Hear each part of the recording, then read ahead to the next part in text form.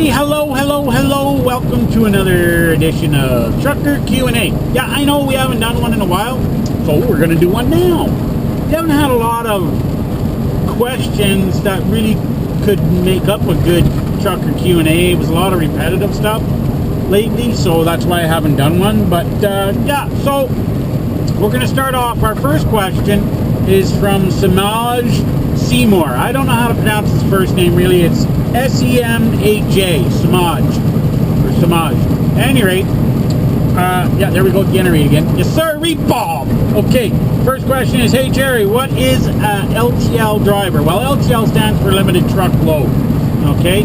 That is, you know, and it's not specific to a driver, it's more the company.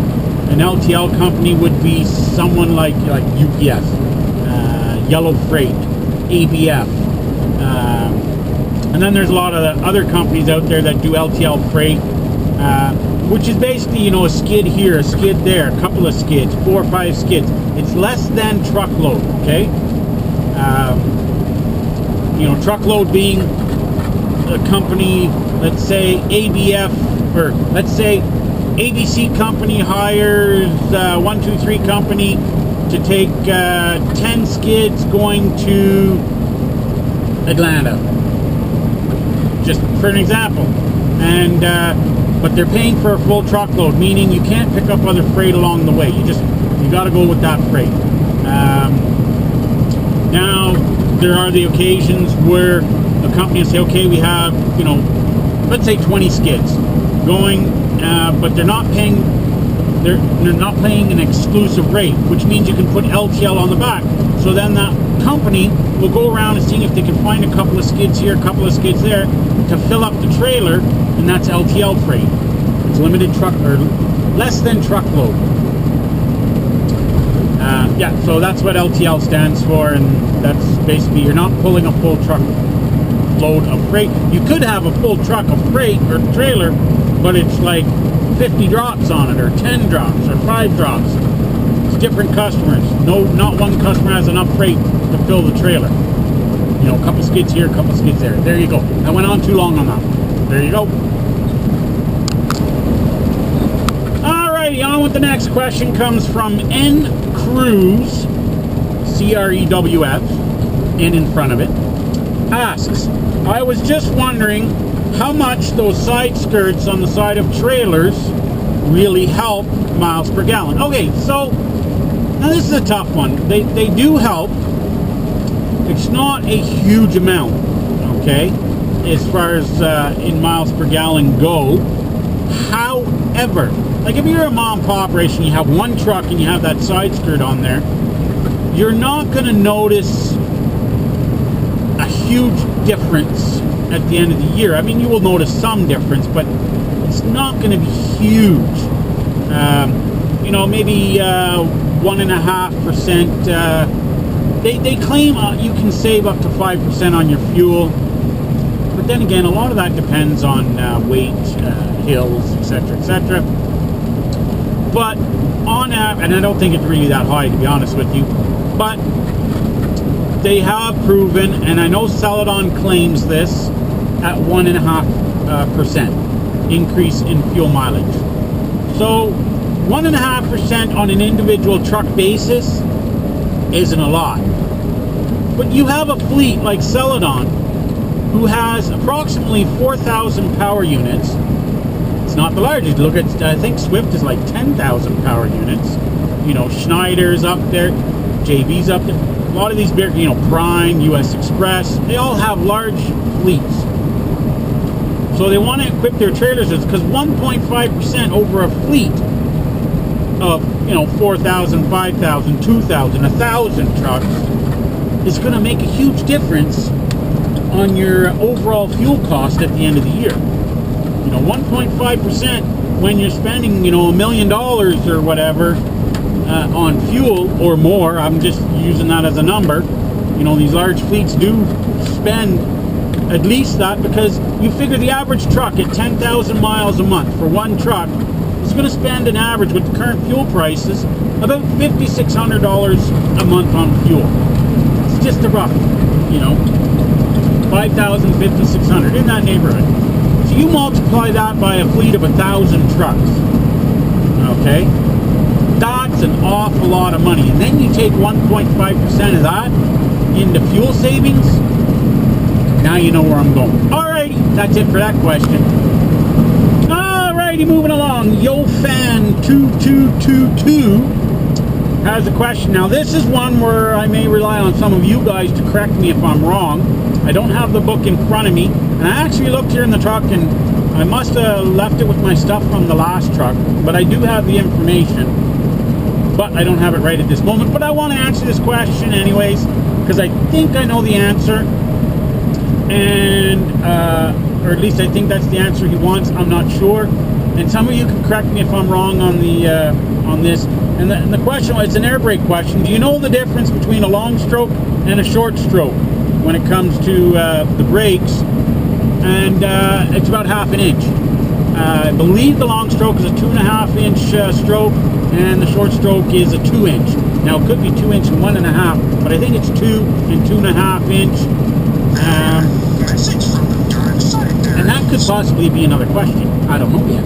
But I believe that's it. Anyone know the exact reference? Please put it in the comments on this one. Thanks. Okay, moving right along. So hopefully you guys will help me out with that last one. Okay, the wannabe trucker. I hate that name with a passion because I use that name for idiots that don't know how to drive.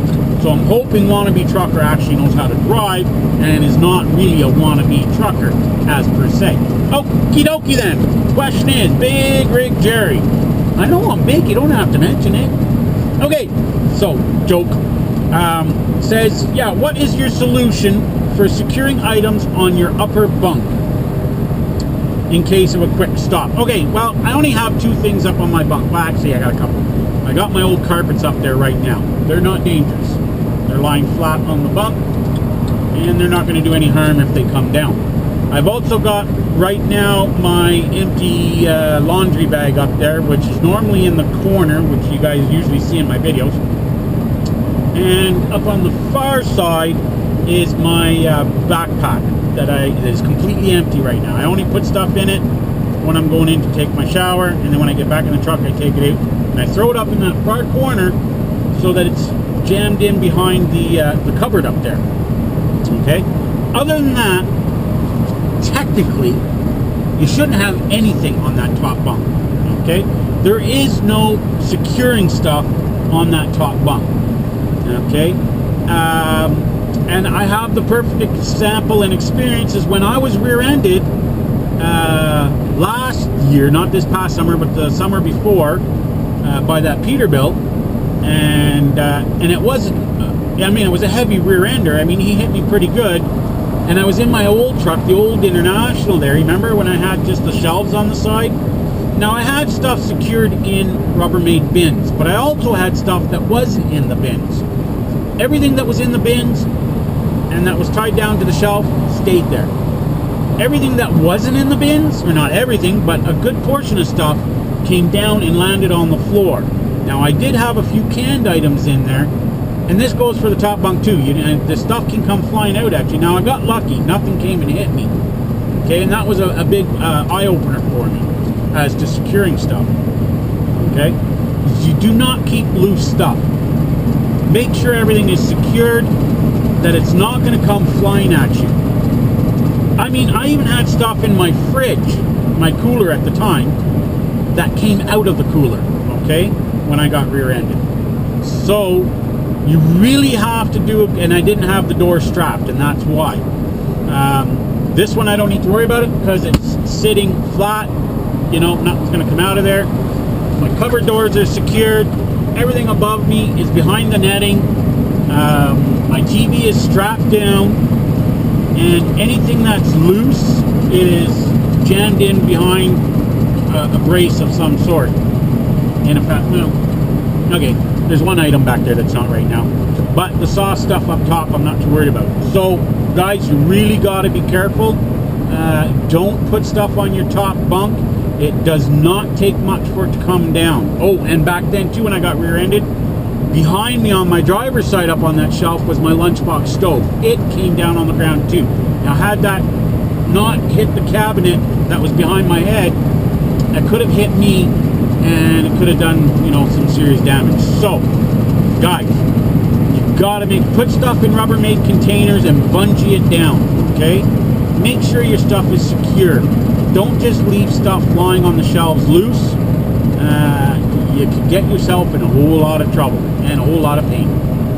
Hope that answers that question. Okay, so the next question came from Mike the Redneck Trucker. Or no, sorry, Mike the Redneckable?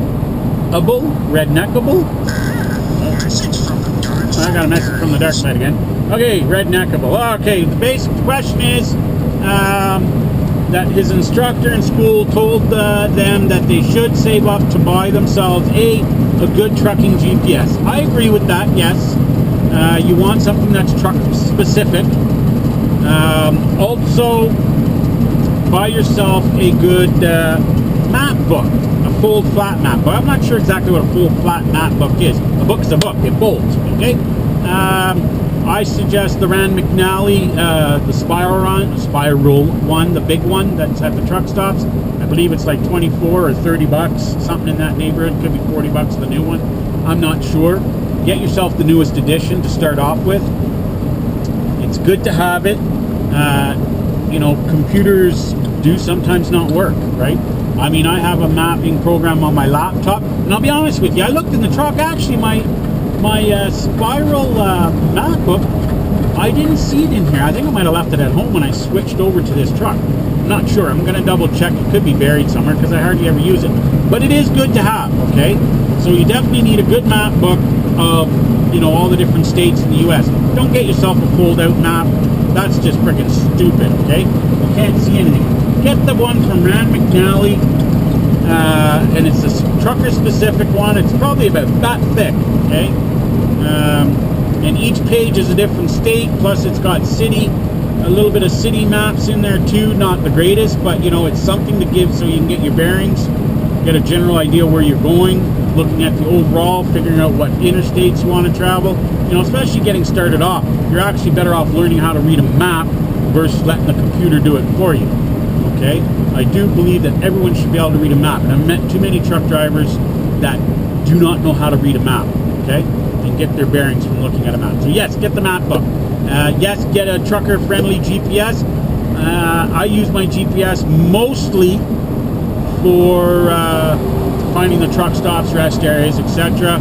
Yes, I do use it to get into the customers sometimes, but I always back check on my mapping program to see if the GPS is correct and if there's a possible other way to get in there that might be better.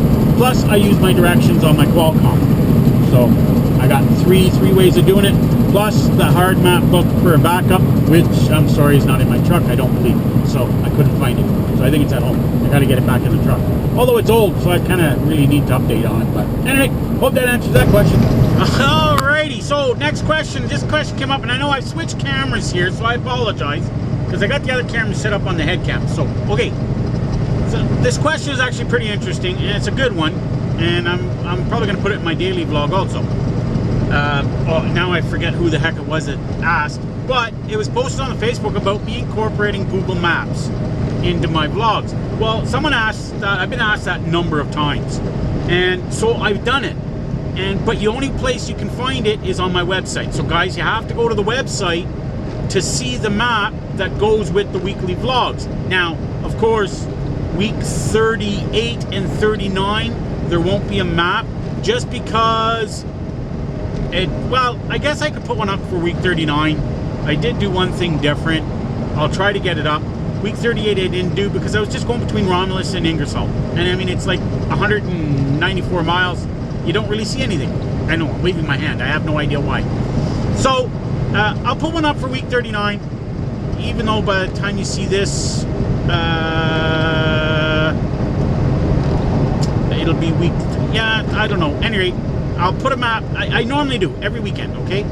On Sundays, when I get all the vlogs lined up from the previous week on the website,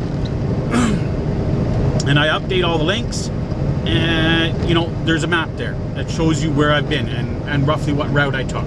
So, guys, go to the website. The link is below.